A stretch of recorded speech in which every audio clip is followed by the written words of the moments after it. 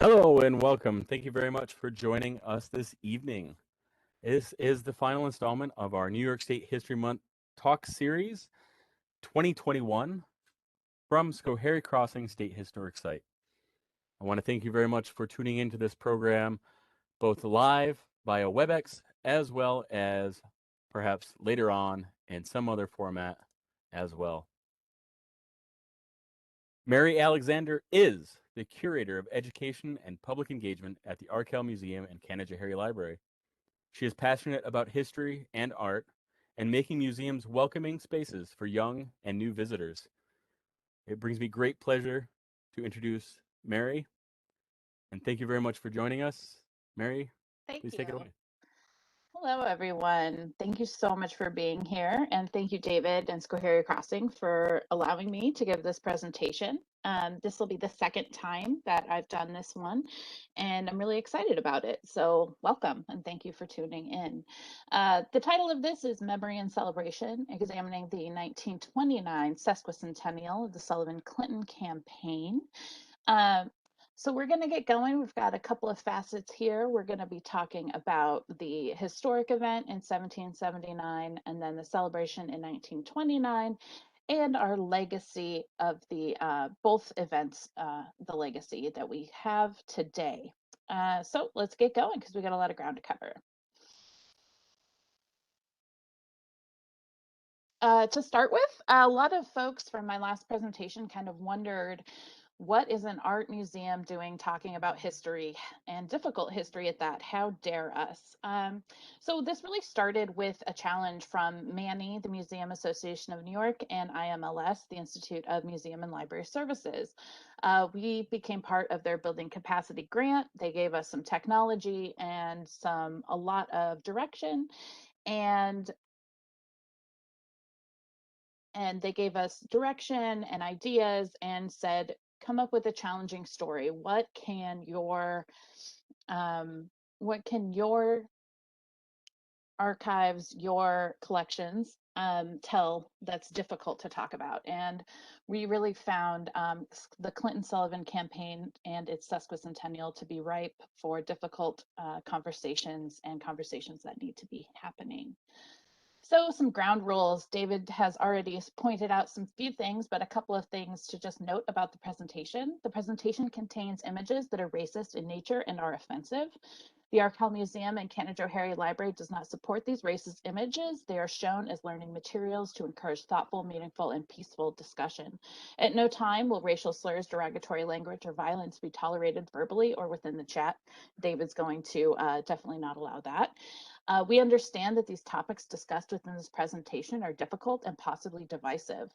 I also consider in this presentation that the Sullivan Clinton Campaign is an act of genocide defined by Article 2 of the Convention of the Preservation and Punishment of the Crime of Genocide, according to the Geneva Convention of 1948. So land recognition statement, and this one's kind of a difficult one for me because Canajoharie Library and the Arkell Museum are on the ancestral homeland of the Mohawk people, or the Haudenosaunee, and I am coming to you from Schenectady and have not done my good research. I believe this is also Haudenosaunee land. Although we haven't connected with the tribes yet about coming up with a good land recognition statement, the museum feels it's only right to recognize that this presentation is being held on the ancestral land of the Mohawk people. And we give thanks for this opportunity to meet on this land and discuss these difficult and timely topics.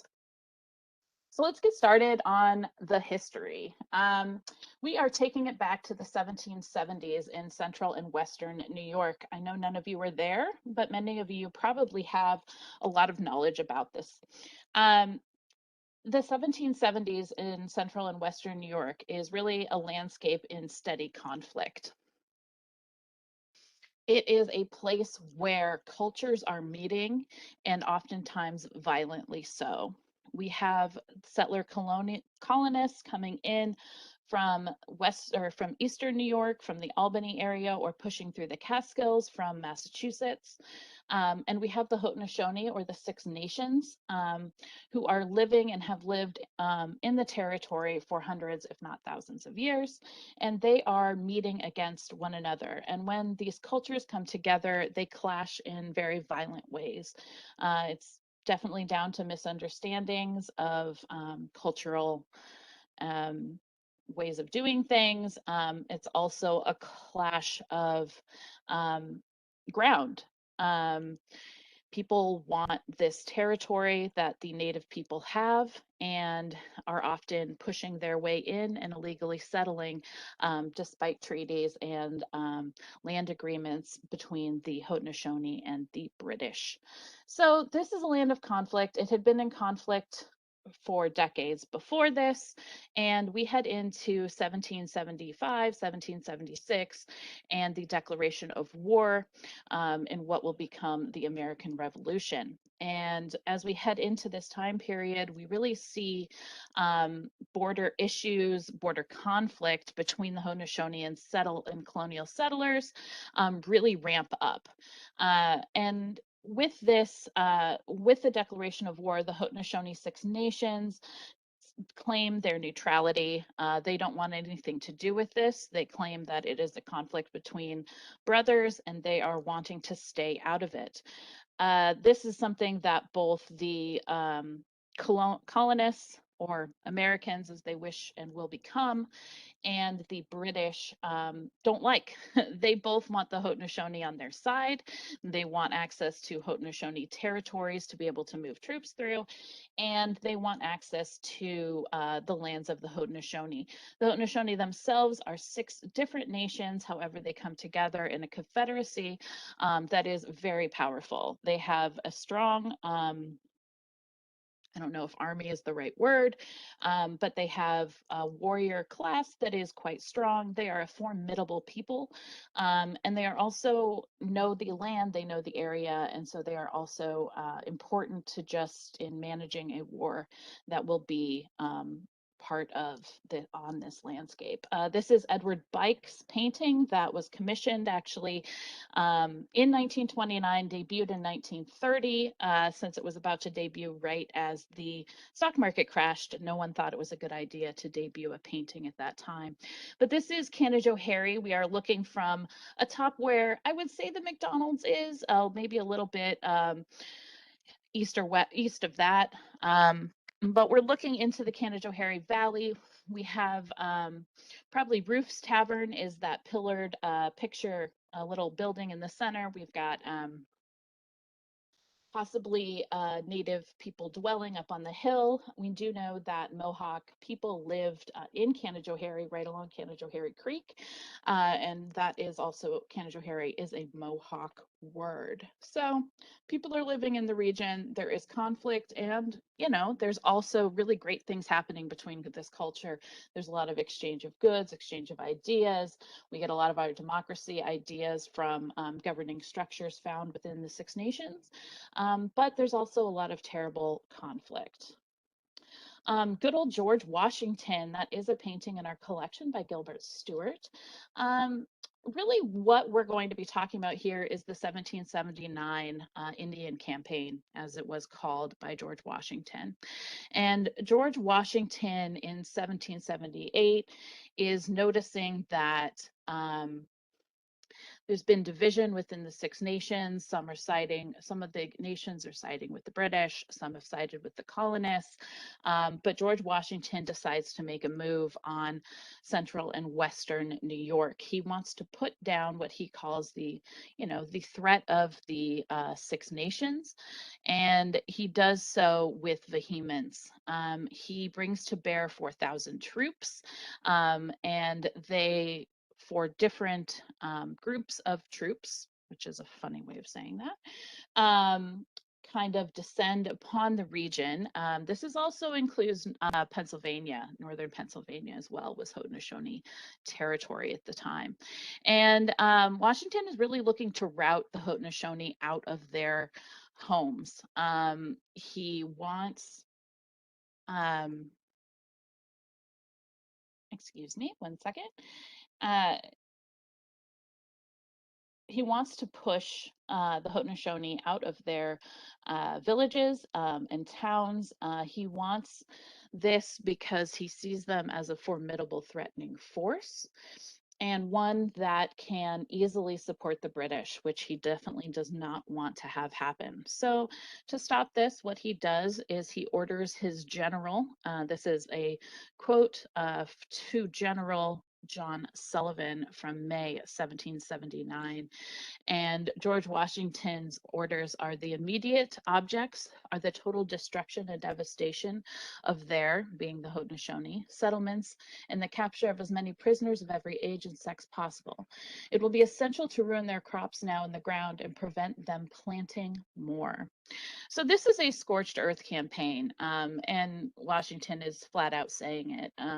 He needs their crops destroyed. Maybe there's a threat that um, the British can use these crops within the next year.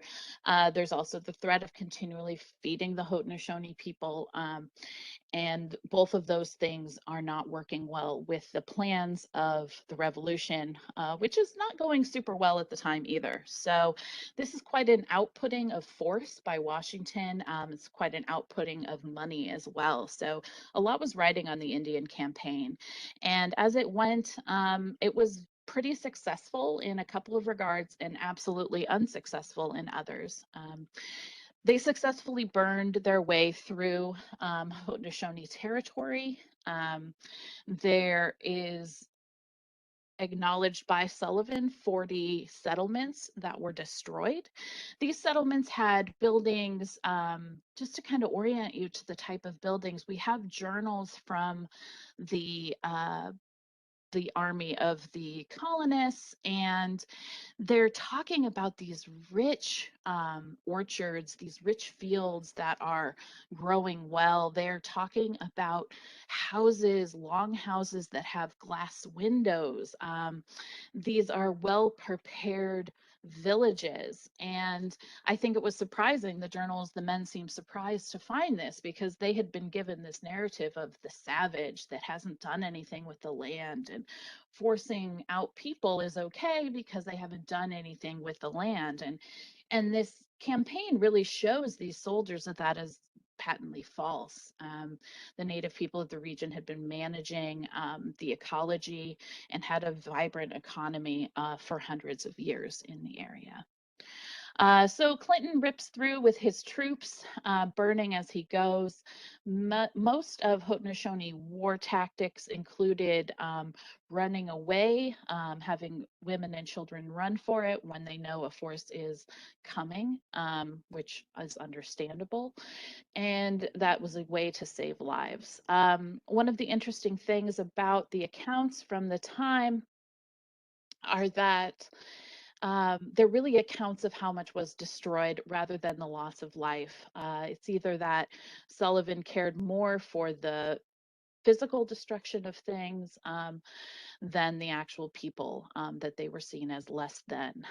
It also could be that it was hard to know how many people died. It is believed their population by the end of it, that the Haudenosaunee Six Nation population was halved by this event and the subsequent 1779 winter, which was considered one of the worst on record still today. I can't imagine anything more horrible than being routed from your home right before winter sets in upstate New York in 1779. So this is an interesting painting by Edward Bike. It is another one that was commissioned by Bartlett Arkell in 1929. It shows the event that our celebration we're going to be talking about is really all about, and that is the March of Clinton overland from Canajoharie over the hills into Otsego Lake near Cooperstown, down the lake into Cooperstown, where he builds a dam to basically be able to flood the Susquehanna River. They roll down the river and meet up with Sullivan's army to continue their scorched earth campaign. The native people, the Mohawk living in the valley in Canajoharie at the time, were sided with the Americans. So their villages in Canajoharie were not burned. That does not mean that they didn't receive worse things happening to them later in the war. This painting shows kind of the energy and activity that must have happened at the time. Just imagine having to move 2,000 men, 300 wagons, and 200 bateaux over land. Driving to and from Cooperstown is not terribly hard. I wouldn't want to do it in the winter. But even today, it's kind of a haul. It'll take you about 45 minutes. So I can't imagine having to do it overland on, there weren't roads. So on tracks, on, through the wild, basically, would not have been an easy thing to do. Some pictures here of beautiful Lake Otsego, where Clinton led his troops. We have right here, this is the little cannon marker that's in the river, purportedly where Clinton built his dam. There's lots of plaques and little things around here in the Cooperstown area, right at the headwaters of the Susquehanna. If you haven't taken a look at them, a lot of them relate to the topic we're talking about today. This is the lower part of the Susquehanna. It's absolutely beautiful, where it would have been flooded. It's not deep enough here. I think people in Pennsylvania laugh at us when we say this is the Susquehanna, because the Susquehanna becomes quite a mighty river later on as it flows down into Pennsylvania. But up at the top at Lake Otsego, it is a little more mild. So Clinton had to dam the lake and flood the river, and actually went down the river on the flood.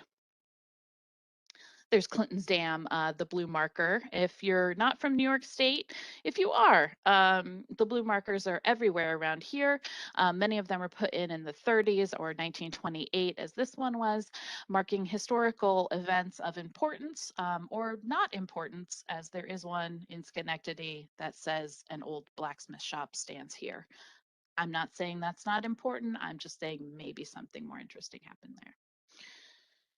So what are we actually talking about today? We've got a little bit of that historic background on what the Sullivan Clinton Campaign is. I am not an expert in it. There are many wonderful books about it. But what I'm going to talk about today, really focusing on, is the celebration of this event. That was quite horrific. This event led to the death of many Haudenosaunee people.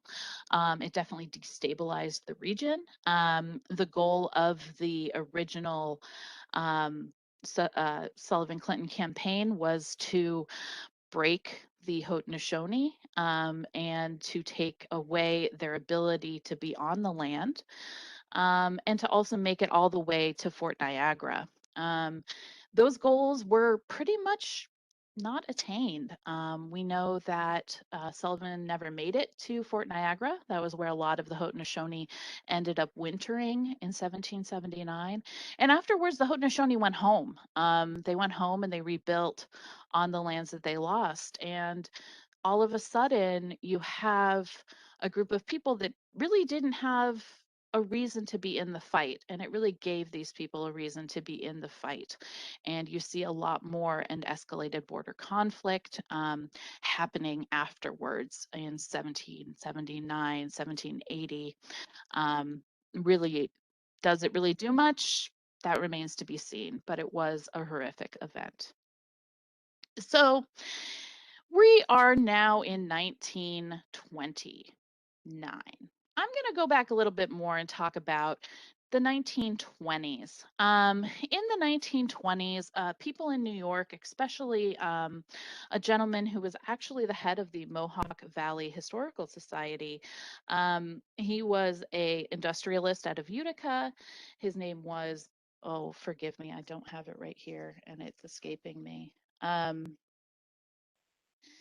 He was an industrialist. He was interested in the expansion of the automobile and in driving.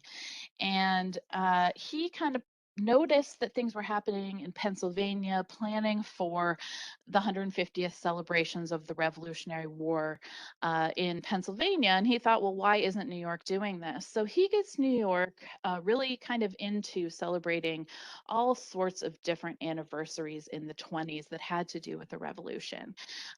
They appoint a man named Alexander Flick, who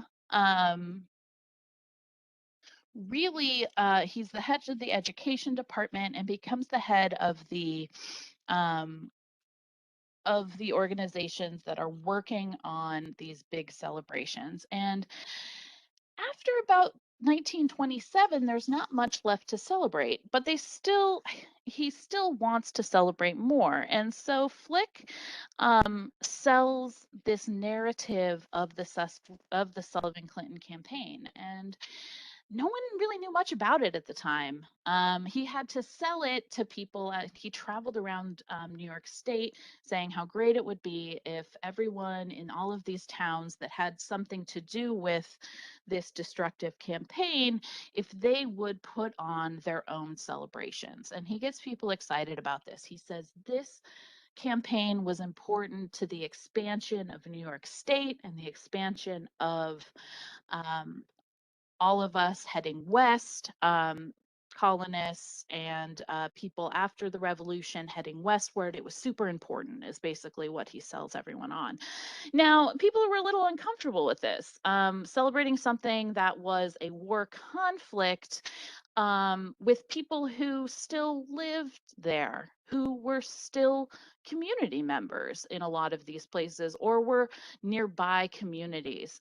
So it was interesting how he managed to sell this idea of this celebration, but he does a good job of it. And what comes out of it is almost a year-long set of celebrations to culminate in Elmira and a couple of other towns where there were larger conflicts.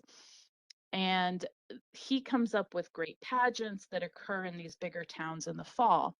Ours is Canajoharie's is the kickoff event, so to speak. We have a proclamation here from Harry V. Bush. He is the mayor of Canajoharie at the time, and he is all in on celebrating the 150th anniversary of the Clinton campaign and the 100th anniversary of the village. So he's got a couple things that are celebrating here, but most of what this focus is and what it really becomes is about the Sullivan Clinton campaign. I do like to note that in this proclamation, I'm sure all of you just read it. Um, where's I do like that businesses should be closed and that private and public buildings decorated for the occasion. So he really wants everyone involved. He wants you there in the seats watching what's going to happen. This is a great little all roads lead to Canajoharie. Wonderful Tudor garb. I'm not really sure what that gentleman is wearing, but this is in celebration of the coming of the Sesquicentennial. So a number of pieces of literature come out of these celebrations. This is one of them.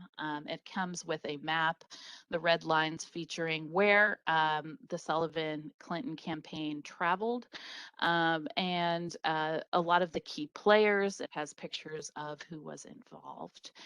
So you can see it's actually quite a big swath of New York, and that was one of the selling points. It was that Flick stated he said, oh, well, Eastern New York has had all of these great celebrations in the 20s. We've left Western New York out. Let's do this. And he really sells people on that idea. And this is a list of the more major observances that they would have in September. The Newton Battlefield near Elmira, Geneva, and the Genesee Castle, the site of the Genesee Castle. So they're getting people excited. They're getting promotional materials out. They, in fact, do a stamp, which you can get on eBay. I looked today for $1.50. I'm going to have to get us a couple of them. So they sell commemorative stamps. They hand out booklets and packets. So it's quite a deal. One of the best pieces from our collection is this. We have a number of them, and it is the Sullivan Clinton Sesquicentennial at Canajoharie, quote, the boiling pot. And it's a program. It is also a history booklet. It's kind of a fat little piece of literature, actually, and it has, as shown here, the program for the weekend, but it also has detailed histories of the Sullivan Clinton campaign, who was involved, and I'll show you some of the pictures. These are kind of troubling images, but they are in the beginning of this booklet. These are the pictures that go along with the words about the history of the area and about the conflict. And I'm a picture person. I'm going to look at the pictures in a magazine long before I read the text, and I imagine other people are like that too. So there are more comfortable images like this of the Oriskany Battle Monument. This is from the Green's Turnpike book. They take a lot from other sources to make this. This one is a little more difficult, excuse me for the bad scanning. This is a characteristic scene from the border during the Revolution, according to this publication. And we have Native people inaccurately garbed, being quite menacing, with, I believe, a dead person or two in the front there. Hard to see. Here's two more images. These ones are a little more striking. We have a Native people again burning. This is again a characteristic scene. None of the images in this booklet show settler colonists being in conflict with Native people. It is always the Native people attacking. We know this to be patently false. Often settlers were those that were coming into conflict and beginning conflict with Native people. The Haudenosaunee nations had a firm no killing of women and children or messengers or elders. And that was firm for hundreds of years, long before colonists came to the area. They also had a firm no rape policy, which is something that settler colonials and wartime soldiers did not have on the side of the other side of the conflict. So it's interesting that we're getting from this booklet very, very pointed history that this conflict was necessary, it was important, and it had to happen because of these very threatening, almost devil-like images here that really solidified the danger people faced in the past. Whereas these things aren't true, and that's what's difficult here. And it seems that people knew at the time a lot of this was untrue, but they were still giving this history from a very white settler colonial viewpoint rather than showing the other side of history.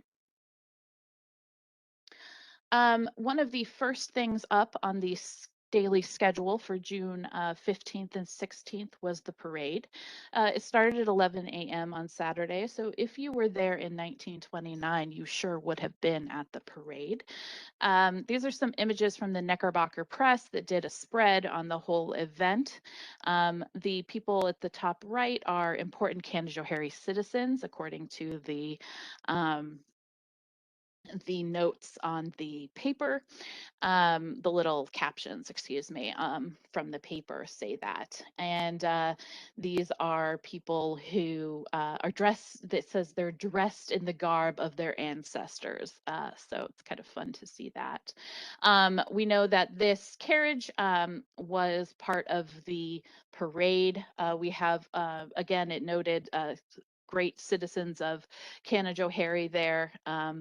Inside the carriage, there is a boy on the back, possibly in blackface. Apologize for that racist image.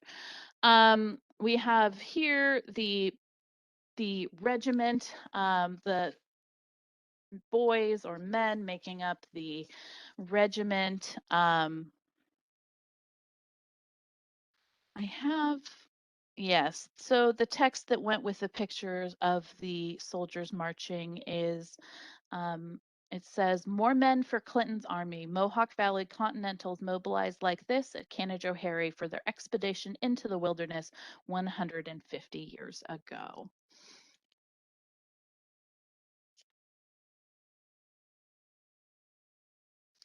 Here's another image from the parade.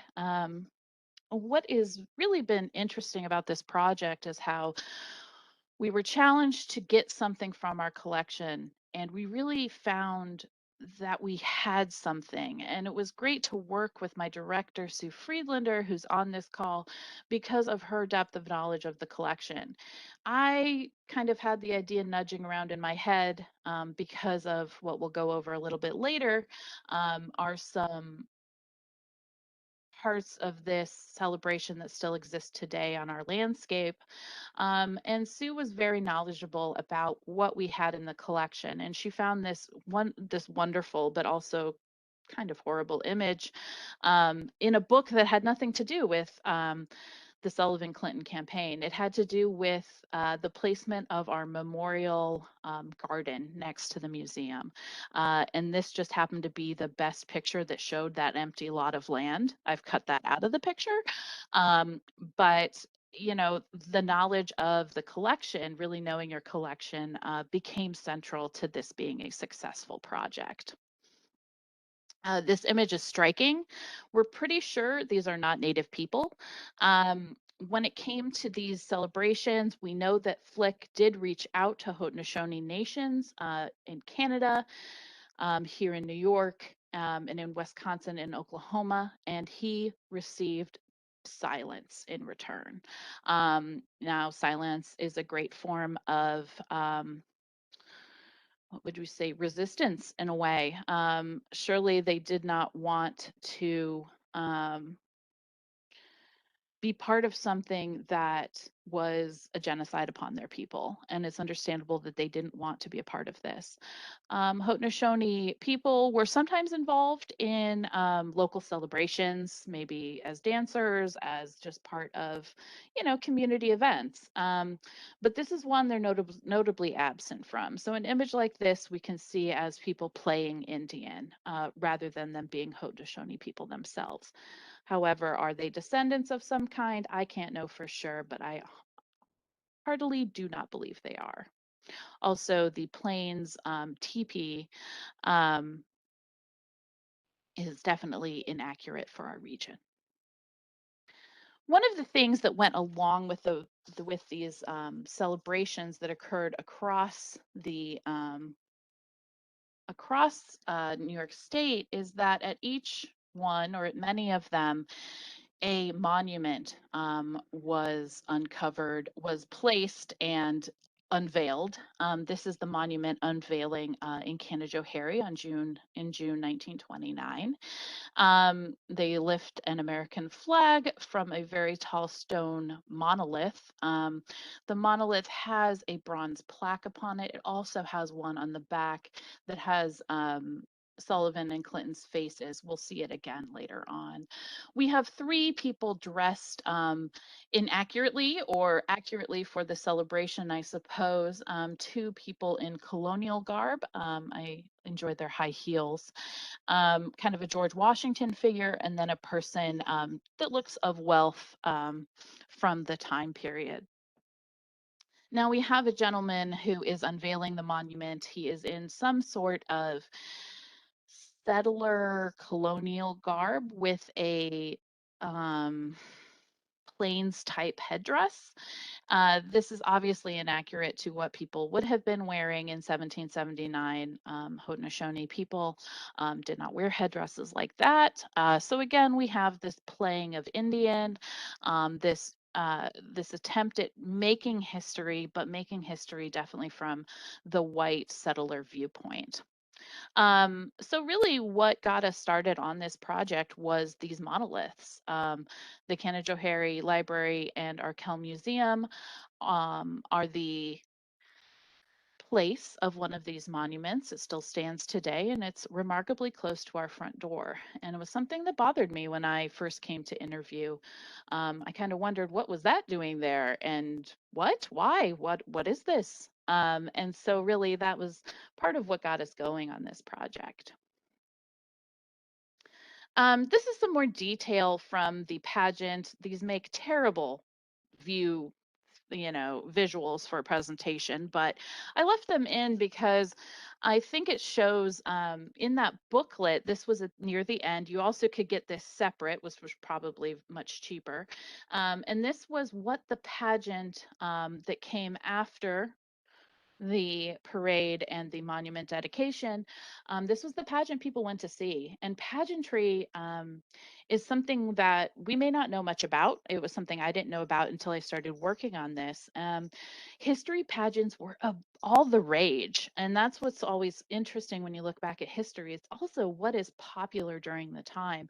That really gets into what happens and why they do what they do. So our people in the past were really into these huge pageants. They come out of England, they're popular, they're retelling history, and they get very popular in the United States. And this, at the time in the late 20s, they're kind of waning, but Flick and his group of celebratory planners really bought into this pageantry, and these pageants follow a formula that is seen in Massachusetts. A scholar did a lot of work on this, how these pageants are set up.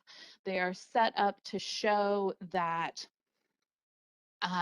the land was owned by and lived on by Native people, and then they transition to the white settler. Now, that transition is never shown as violent. It is sometimes shown as a wise man or an elder hands off the people, hands to the settlers the place, the land. Ours does not do this, but excuse me, Canajoharie's does not do this, but there's something similar happening. It is still the same structure. After the small beginning portion with Native people living on the land, it transitions to early settlers, how they conquered the wilderness, and these first things that these settlers did. A scholar who studied this in Massachusetts calls it firsting. It's the first white settler. It's the first grist mill. It's the first house. It is the first white baby born. These firstings happen. It's a weird word to say out loud. These firstings happen as if there wasn't a complicated history before. And this really, these large pageants, they are epic in scale. I don't think it's something that we can honestly imagine a community doing today. Sometimes they had pageant directors, the larger ones. I don't think ours did. I'm sure there was someone in charge, but I'm not sure who. Sometimes they're planned artistically by a professional. There were pageant directors who came in to do this. A lot of moving parts in something like this. The larger celebrations in Elmira, the pageant was 4 hours. That's not necessarily true here. I don't think this was 4 hours. At least I hope not. Though they had great weather that day, which is noted many times. Most interesting here is on the left side, episode 1, we have the dawn of creation, and tableau 2 has an Indian chief, and episode 2 has camp life and primitive occupations. And then all of a sudden, boom, scene 2, the early settlers appear. To quote what we see here, the Redskins are plainly in awe of the pale face, but finally accept the fine gifts brought by the white men, and after bargaining with them for their furs, the white men smoke the pipe of peace and pass on to other parts. The chief then starts another dance, and while the braves are each telling their dance story, the squaws and maidens busy themselves breaking camp. Suddenly we transition from this to scene 2, which is Henry Schrembling. Please forgive me, those from Canajoharie, the first settler of Canajoharie in 1723. So that transition is done in a peaceful manner. According to this tableau, it is done without the conflict that we know was there. So they conquer the wilderness, and then in episode 5, we get to the Clinton expedition. We have them arriving and mustering and moving out. And of course, the 4th New York Regiment arrives, and the men are given a warm reception by the other troops. So here's some images from the actual pageant. This is the pageant queen. This is from Knickerbocker Press as well. She was decked out in gold, according to the paper. She was attired in a gown and crown of gold. And this is her actually being led in on a litter by, it looks like uniform folks. These were definitely lots of local clubs were involved with this, local civic organizations. And of course, this coming out of World War I, you would probably have veteran groups as well participating. Here are the Trumpeters. This is actually from the program. They announced the arrival of Miss Columbia, attended by her 48 states. So we have the women of Canajoharie turned out as the 48 states. And then we have Father Time, who actually leads us through the entire pageant. He is quoted as the recorder of all deeds, steadily pressing forward the stark old man, Father Time. So he's kind of the one that pushes us through the entire pageant. And this was a great find we found in the collection of the Canajoharie Library's history archive. A very fun picture. Oops, excuse me, little trigger happy there. So just so you know, it was a success. This big celebration went off without a hitch. According to the Fort Plains Standard and another publication, 25 to 30,000 people were in Canajoharie for this, and that is a lot of folks. I wonder where they all parked. And this was a successful event. They also sold a bunch of those stamps that I mentioned. They sold a lot of them. So they really showed the success of the day. The beautiful weather is noted a number of times, and it's really seen as the successful first parade or first event in this year-long celebratory set of events that is going to occur. So Canajoharie did it. They pulled it off in quite grand fashion. I like in the right-hand article, there's a little note to kind of see who was in the parade. We don't have a ton of pictures from the parade.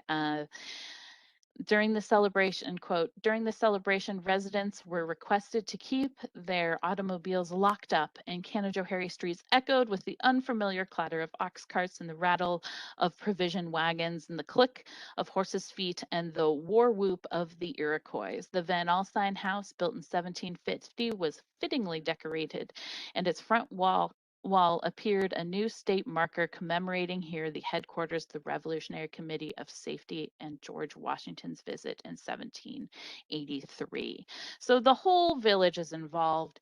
It's a big success. And it has a lot of things that echo into our present, almost nearly 100 years later. And some of those things that echo into the future. This is a well, excuse me, 35, through these celebrations, 35 Sullivan Clinton Campaign monoliths were installed across New York State as part of the multi-year celebration of the 150th anniversary. This is a picture postcard of the old high school that no longer stands in Canajoharie, but to the right you can see the stone monolith is there. This would have been where our great lawn of the Arkell Museum is, so just to orient you to where this would have been. So the monument kind of pops up here and there in our archives. It's kind of strange. We stumbled upon this while doing another exhibition, and I looked at it and I said, oh, look, there's the monument. So we find it here and there, and this was one of those finds. Here is the legacy on the land. Those 35 stone monoliths are really what we have left of this campaign. And I'm sorry if I'm going too long, David. I'm almost done. This is a picture of the entrance to the Arkell Museum and Canajoharie Library. I have not photoshopped this monolith in there. That's literally a nice little turn of the camera and you can get both in the same shot.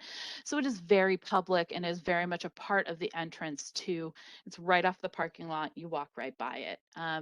So having that be a huge part of our basically, welcome to the museum is difficult because it is history that is not contextualized well. What is stated on these bronze plaques are inaccurate information. Some of it's accurate, but it really takes away the nuances and the conflict and really the understanding necessary and really just condenses it into a few short sentences that really don't tell you enough. And there are 35 of them in New York State. That is quite a number of them.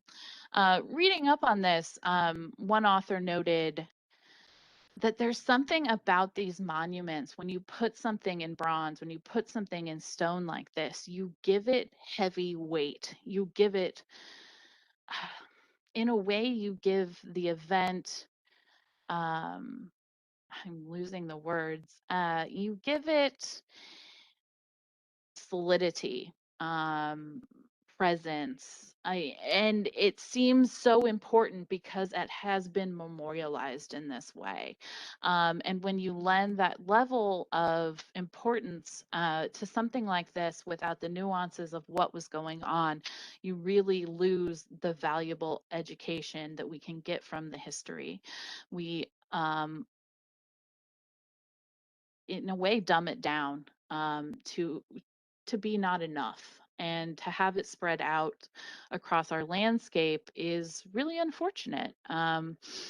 Today we see a lot of Confederate monuments coming down, and a lot of us can understand why that would happen. And I wonder what a lot of people are thinking in the historical community about these 35 monoliths. Are we comfortable with this being in front of our buildings, in our town squares, and really being a piece of our history when it is not contextualized very well? So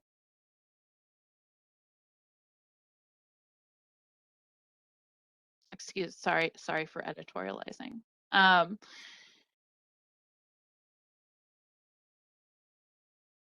One thing is that these monuments are widespread.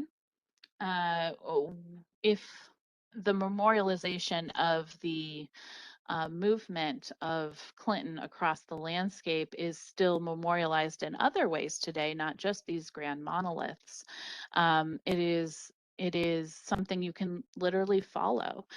We have a 1911 fountain put up by the DAR, or the DAR, and this went in 1911, long before the 1929 Sesquicentennial, and so it's already been something people were considering. So this starts us off. We have the monolith, and you can see this in the center of town. There's also a blue sign to Johannes Roof's Tavern, which was important for the Clinton campaign, and then again when George Washington visited. Following that up the hill, you'll head down Clinton Road. You can take Clinton Road, excuse me for not knowing my exact drive down there, but you will be on Clinton Road as you head towards Cooperstown. You'll note blue road signs here and there. This is one that talks about Clinton Road and what happened and how they managed to get that many bateaux and men across the way. You can also go by Clinton Ridge Farm. So the legacy of Clinton on this land is very much here today. You'll find more of these monoliths in Cooperstown and Middlefield, which is the village right across the Susquehanna, or the area across the Susquehanna from Cooperstown. Very similar to our own. This one in Middlefield has been reset, which is important to note. I think it might have been at first looking similar to ours, and has been reset over the years. I meant to take that last picture out. I apologize for it being there. The Middlefield one does recognize the Cherry Valley Massacre, which was an event that led into the was an event that led into the Sullivan Clinton Campaign. So that's pretty much what I have to talk about.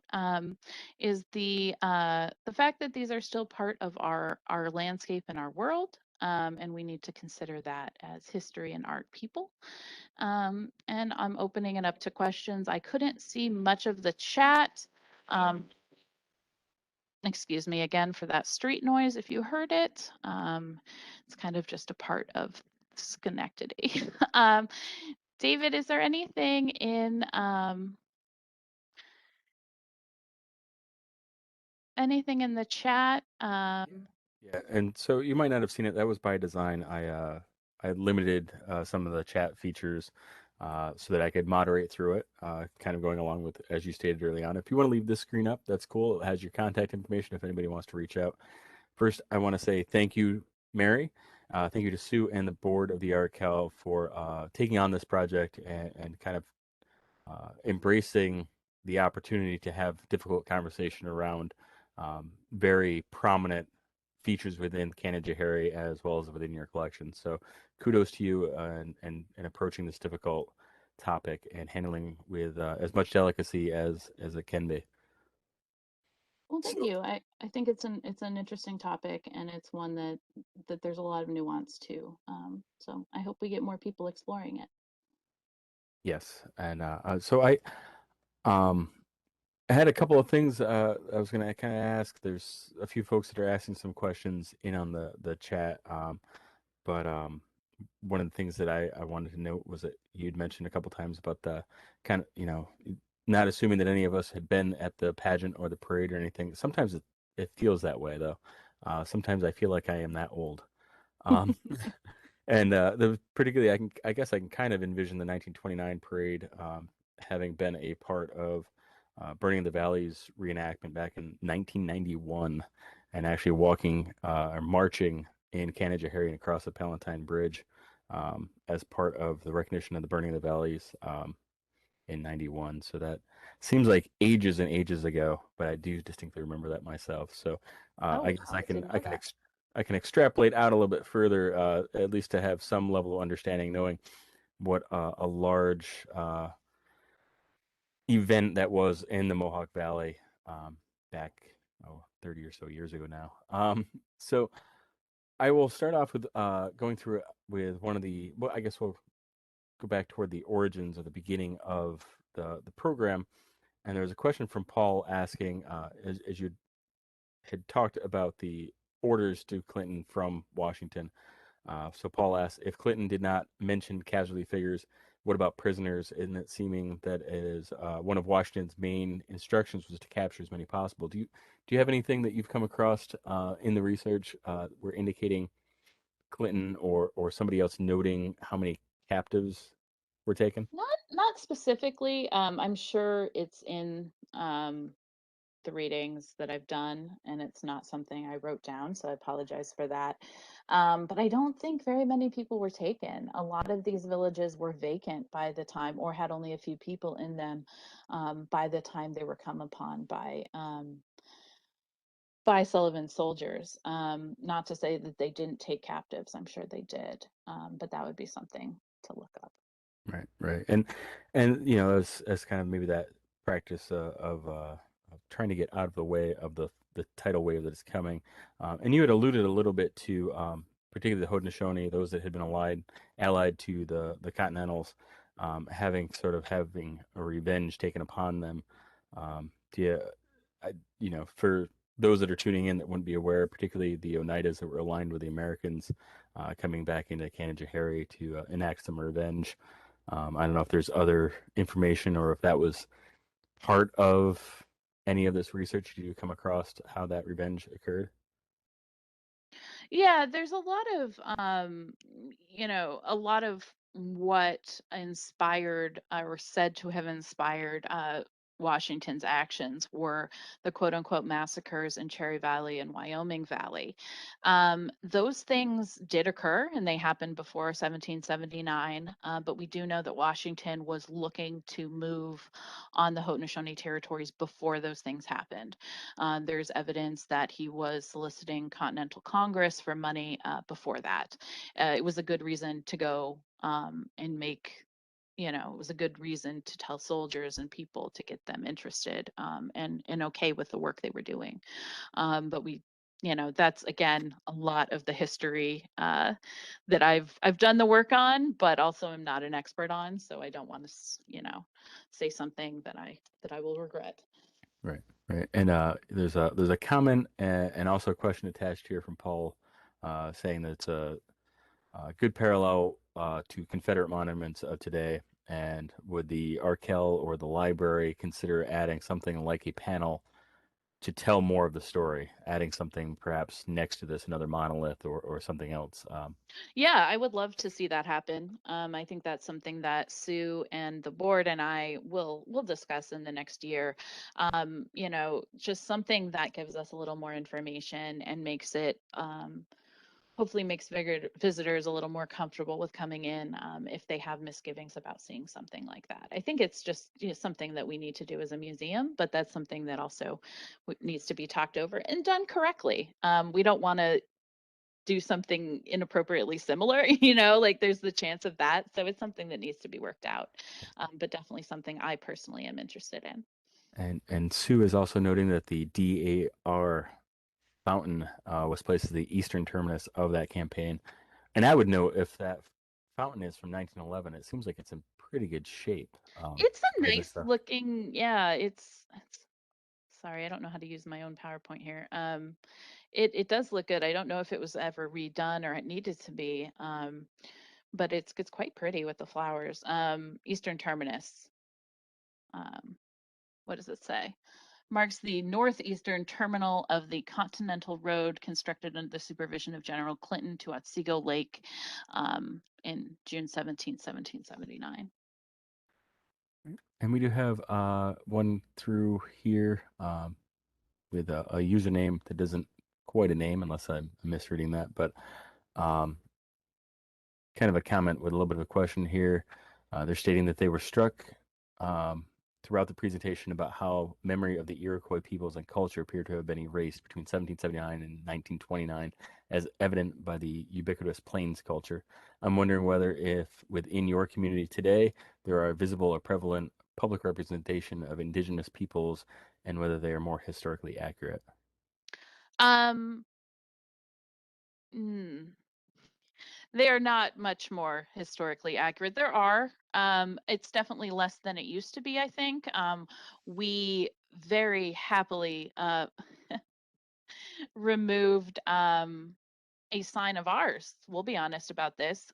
We had a sign that said Canajoharie Library and Art Gallery, and it had a head of an indigenous person with a headdress, and it was very unsettling. And our new librarian came in and she's like, "Can we get rid of the sign?" And all of us were like, "Well, we've all been uncomfortable with it. Yes, like, yes, we can." And I think that that's one thing that all of us were like, "Yeah, of course, we can do this. Oh, we can do this." And I think that realization people are beginning to make about these kind of statues and things like that. So I don't know. There are some culturally uncomfortable things in our region, as many of us know. Um, but yeah, I hope that answers. And that was a question from Ben, who thankfully had. Yeah, that is my sorry. That's my history professor from college on Oh, the very good. revolution. Very good. So, hi.